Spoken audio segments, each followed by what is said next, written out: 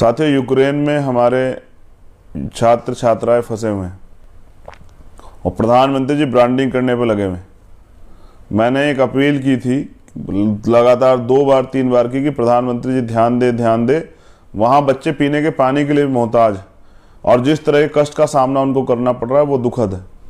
Ukraine और रूस में युद्ध हो रहा है, जबकि हम लोग युद्ध के खिलाफ हैं, बुद्ध को मानने वाले लोग।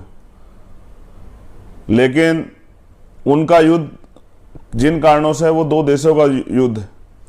उन दोनों देशों को भी ये ध्यान रखना चाहिए कि किसी अन्य देश के स्टूडेंट को या आम आदमी को वहाँ परेशानी ना हो, और ये दोनों देशों की जिम्मेदारी बनती है कि वहाँ पर उपस्थित हमारे भारत के छात्र छात्राओं को या किसी भी देश के जो छात्र छात्रा वहाँ पढ़ते हैं उनको वो सुरक्षित वहाँ से बाहर निकालें। ये दोनों देशों की जिम्मेदारी बनती है। हमारे 2 छात्रों की जान गई, एक को गोली लगी, इसलिए हमने तय किया है 9 तारीख को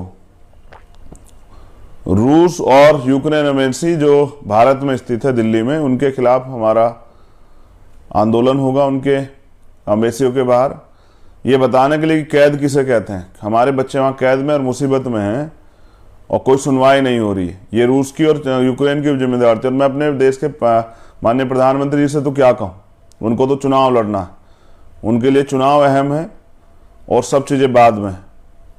वो तो प्रधानमंत्री पद की भी गरिमा नहीं रखते हैं।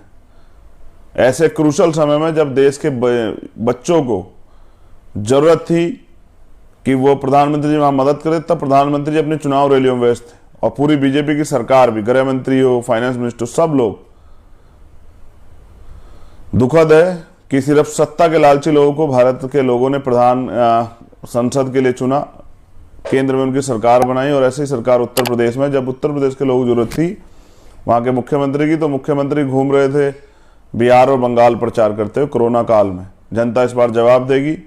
और गोरखपुर में बाबा जी की विदाई तय है। मुझे तो खबर लगी है कि बाबा जी गोरखपुर पहुंच गए। जनता ने पहले उनको वहां पहुंचा दिया जहां उनको जाना था। बच्चे जो यूक्रेन में फंसे वो अपने घरों पहुंचे, अपने घर पे अपने माँ बाप के बीच पहुंचे। और सरकार से फिर हमारी ये मांग रहेगी, क्योंकि पहले तो इतनी पीड़ा है वो लोग वहाँ सह रहे, इतने दर्द देख रहे हैं, अपने सामने मौत से आमना सामना कर रहे हैं, और प्रधानमंत्री कोई बड़ा काम नहीं किए हैं जो रेस्क्यू भी करा रहे हैं। -डिग्री टेम्परेचर में बच्चे 40-40, 50-50, 400-400, 600 किलोमीटर दूर जाके वहाँ से रेस्क्यू हो रहे हैं। तो प्रधानमंत्री तो सिर्फ वाहवाही लूट रहे हैं।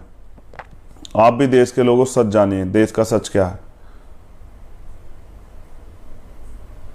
आज बीजेपी की सरकार ये कह रही है कि मेडिकल सुविधाएं हम पे अच्छी नहीं है, यहाँ अच्छे स्कूल नहीं है, अगर ऐसा होता तो इसके लिए फलानी पार्टी जिम्मेदार है। तो 8 साल से आप सरकार में आपने क्या किया?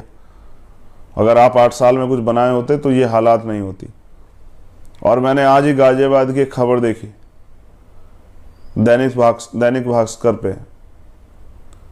खबर है कि एक माँ ने बेबसी, लाचारी, गरीबी के कारण घुटने टेक दिए और अपने 3 बच्चों को जहर देके खुद भी उसने जहर खा लिया, और वो चारों लोग आज इस दुनिया में नहीं। ये दिया है डबल इंजन की 8 साल की सरकार और पहली सरकारों ने, कि गरीब भूख से मर रहा है और कोई सुनवाई कहने वाला है। इस दर्द से मेरा रिश्ता है आपसे, और मैं दर्द खत्म चाहता हूं कि इस देश में खत्म हो जाए, हर व्यक्ति के लिए।